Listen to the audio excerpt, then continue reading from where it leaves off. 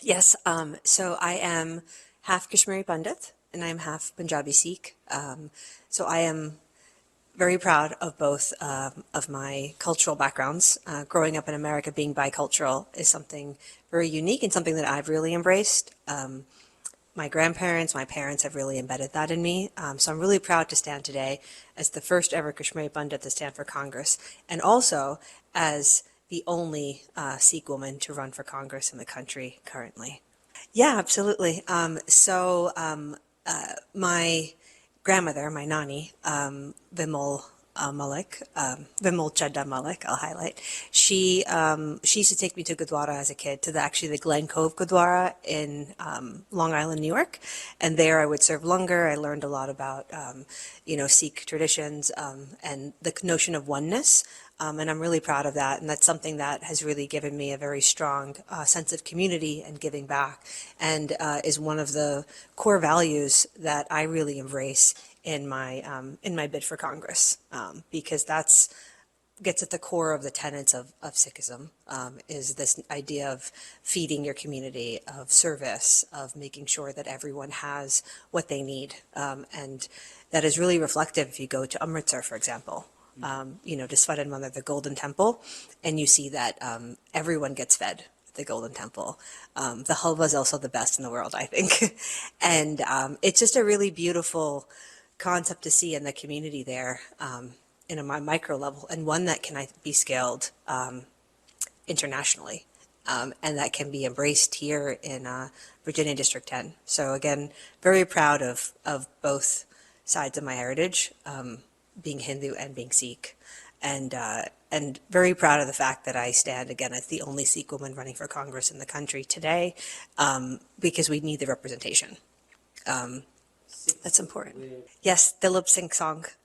So I'm really proud of that.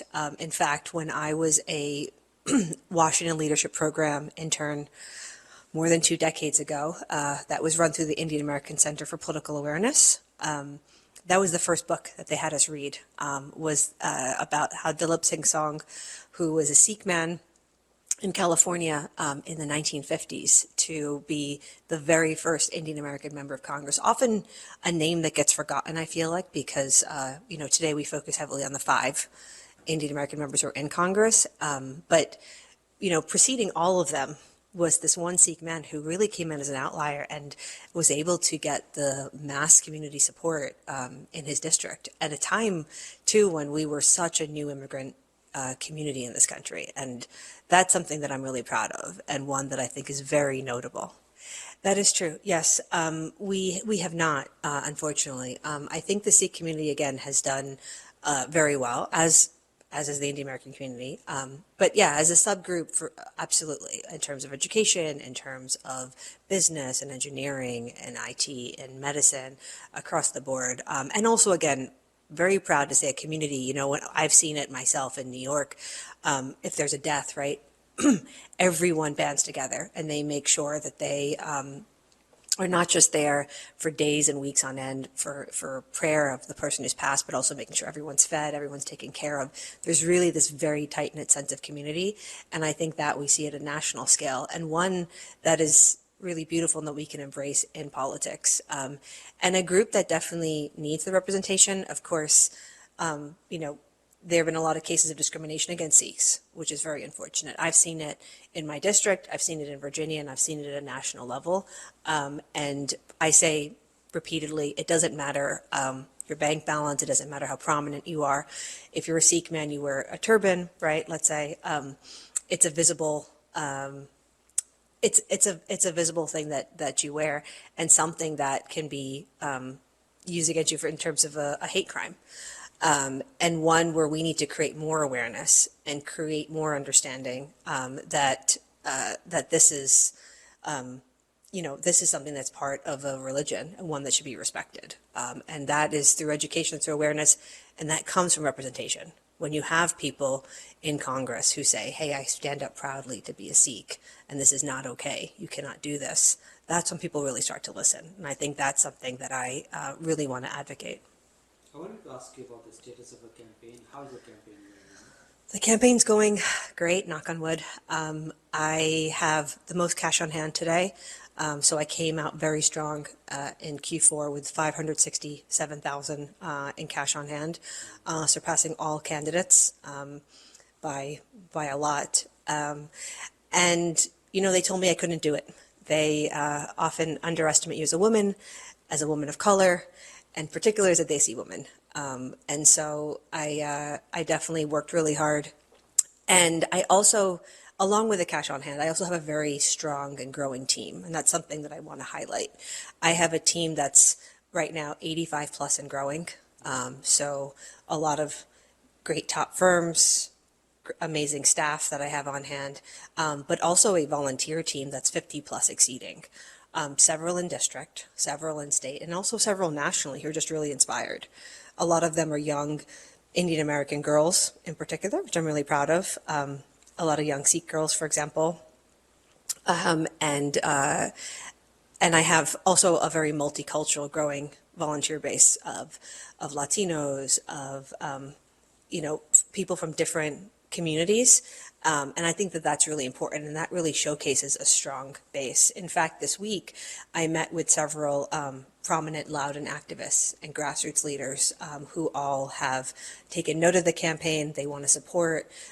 People are out. I have more than a dozen people out getting signatures for me and knocking doors. And so that, when I see that, I see that it's a top-down and bottom-up approach. The money is really critical for getting your message out, and the grassroots field approach is really important in terms of having that base.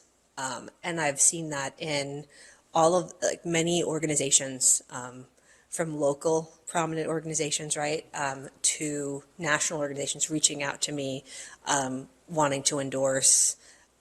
Getting that recognition is one that that feels really good as someone who is really running a very genuine, authentic campaign and is building up that momentum and getting to speak at several events. And a few to note is, for example, the Sikh International Film Festival in New York. I got to speak there. I got to meet with the filmmaker. I've spoken with the head of Sikhs for America, the head of the Punjabi Chamber of Commerce, the head of the Sikh Chamber of Commerce. So I've gotten a lot of support from very, very many prominent Sikhs, again, locally and nationally. And that that has also felt really great just from a community standpoint, and one that obviously is tied to my cultural roots. Correct. Yeah, so I actually speak 9 languages, and I just started. Yeah, I just started running ads in 6, and I'm going to be doing several more languages and also some dialects. So which are those languages? So it's Hindi, Urdu, Punjabi, Spanish, Italian, Arabic, Dari, Kashmiri, and a little bit of English. So yeah, the ads have started. People have really loved that. We have 44% minority district here in VA10, a very robust Latino community, for example, large Asian community, right? The Latino community is like over 11%. Asian American population is over 16%, and even I think Italians around 4%, right? So we've got all these different groups of people, and I think that there's nothing like communicating in one's language, and that message resonates a lot more when someone speaks your language and also speaks it authentically. Not that it's not that I don't know I know these languages, and to be able to say what I want to do in my campaign, but in one's native tongue, has really gone a long way, and one that I'm really proud of. In these 6, these to start, yeah, and there'll be more to come. It's going to be a slow rollout throughout the spring. Absolutely, yeah. I have, for example, local media reaching out to me that are in different languages, saying, "Hey, we want to interview you, and we see that you speak Spanish, for example, or you speak Hindi, or you speak Punjabi, or these different languages." And again, I have people actually saying, "Hey, I saw your ad in this language, and it really was very heartwarming." So I actually have seen a really positive response back from members from my community that have actually seen some of these, and I think that is a really great feeling, and it shows that it's one that's very powerful. I think that the feedback is people really like what I'm saying. They like my platform. They like what I stand for. I stand very strong on gun safety, right, which is something very critical, especially for moms, for children. School shootings, right, safe neighborhoods, safe communities is something that's a big issue here. And just again, from a national security background, having lived in conflict zones, having seen firsthand the result of violence, I know that that's something that's very critical. It starts at a very base unit of your communities being safe and making sure we have very strong restrictions on access to guns. We have to end the gun violence epidemic. There is obviously a big push on education, right? So there's education is something, again, that's a very core Indian American value I have growing up. There is a huge emphasis on that, and one that in VA 10 is very critical here, of needing more resources for teachers and skills training, and making sure we make education important for the future of our youth. How does a typical campaign days looks like? That's a good question. So my campaign days are filled with a lot of Democratic events that I go to. So there's the Loudoun County Democrats, and they do several events. So I'll have speaking slots at some of those events that I attend. And then there's also a lot of subgroups within Loudoun County, right? And so, for example, I spoke at the Algonquian Democrat meeting. I'm speaking tomorrow at the Sterling Democrat meeting. There's the Broad Run Democrat meeting, right? So there's all the, there's the larger geographic areas, and then there's the sub geographic areas as well. And it's important, I think, to make yourself present, to communicate, to be able to connect with all these different members who are really active, who are very engaged. Sometimes they're held in people's homes. Sometimes they're held in government buildings. And then, of course, there's all sorts of other community events. I go to, for example, large elementary school shows. I'll attend multicultural events from groups that are from the Asian community, to religious centers. So it really varies. So that's a big part of it. Fundraising is a really critical piece of it. It's also a lot of call time. It's a lot of calling people and raising the money that's needed to have a successful campaign and to do your messaging. And then it's also engaging with press and having interviews and making sure that you're getting your message out there. And then the internal workings of, managing your staff and your campaign. So it's a mix of all of it. And then again, staying connected with, again, the grassroots activists and leaders. So the days definitely vary, but I try to create as much structure as possible around it. What are the challenges you're facing in this campaign? I think that, I think some of the challenges are that people say, oh, well, the primary's crowded, right? Which is true to a degree, right? There are several contenders. But I think it's also important to look at facts, right? And if you look at all the contenders, you have some that, for example, maybe haven't raised funds, right? Or don't really have a strong grassroots base. So that number is not quite as expensive as people realize. And when you really dig into more of the data, you realize that. I think that, we're in a situation where you have like several elected officials who are in, and you have, people who are saying, well, how do we differentiate?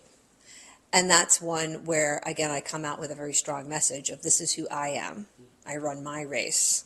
This is what makes me unique. And that is really what I focus and emphasize on. I don't really worry about everyone else in that regard, because I think it's important to really laser focus on what you have to offer, and then to get that message out to all the different communities, and to just to stick to your core. When you go out in the district, meet people, interact with them, what's the most common thing you encounter from them? What are the questions they ask? Honestly, they say, we think you're great and we love what you stand for. We love your background. And they say, how can we help bolster and get the word out more? And so many of them just start volunteering. They want to help me with just messaging. They start connecting with more organizations. So it's been expansive. Yeah, their only thing is like, how can we just help amplify your efforts? I haven't heard anyone say anything negative or really give any pushback. So it's been really nice that everyone is just, it's more of a, how can we really help you win this seat? Because you stand for what I stand for, and that's what we want to see. And especially there's a tremendous amount of support of being a woman and a woman of color. And from that representation standpoint, I think that that's something that people here really celebrate. And being, again, from the defense background, and standing as a national security Democrat. I was one of the youngest directors at the Department of Defense, and so I know what the challenges are there as being a woman of color coming in, and I'm someone that has that real on-the-ground experience, having managed large budgets, for example, that's come up, having actually led a counterterrorism cell, right? So having that real experience, I can hit the ground running on day one in office, and that is something that people have really highlighted, and they commend me on. Being a woman of color, we have seen in this country, they sometimes get attacked as well. Have you experienced something like that while you're campaigning? I'm very fortunate I have not, and I think a lot of it has to do with just where I'm located. I think that Virginia District 10 is a highly educated district. We have over, I think, 70% of the population here are college educated. We have, a higher rate number who have graduate degrees than who don't have college degrees. We've got, we stand as like the third richest district in the country. And because also we're so close to DC, I think people here really value women and women of color, and especially women in defense.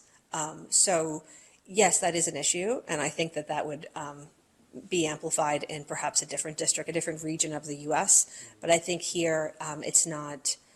That hasn't happened, not thankfully, and a lot of it's because of the fact that women are really celebrated here, which is true if you look at Abigail Spanberger, who's running for governor of Virginia, and she is also a national security Democrat coming from the CIA. So with the level of diversity and the level of awareness, it's where I think women of color are more celebrated here than probably in many other parts of the U.S. One last question. How is the campaign going to look like before the next few months?